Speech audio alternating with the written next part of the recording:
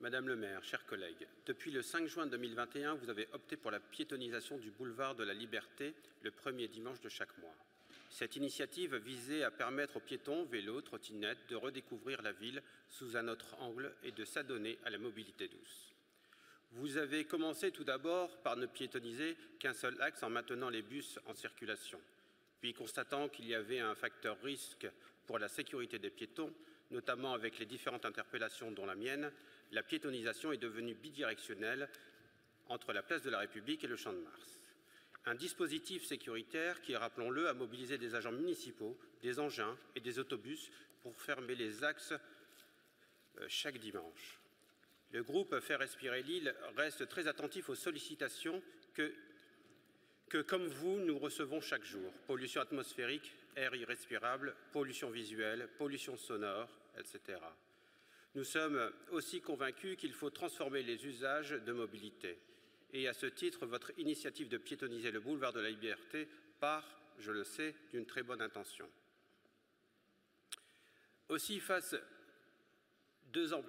à ces 2 dernières années et à l'abandon de cette initiative, visiblement, sur laquelle j'avais d'ailleurs exprimé certains doutes, il est temps aujourd'hui de vous interroger publiquement, même si je subodore quelques réponses.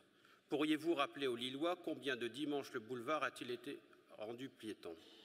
Pourriez-vous rappeler la fréquentation des personnes qui ont pu déambuler, car effectivement, s'il s'agissait d'une expérimentation, il paraissait primordial de mener une analyse statistique, même sommaire, de l'impact que cette initiative a eu sur nos administrés.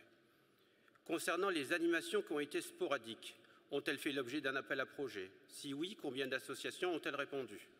Sur quels critères les candidatures ont-elles été retenues?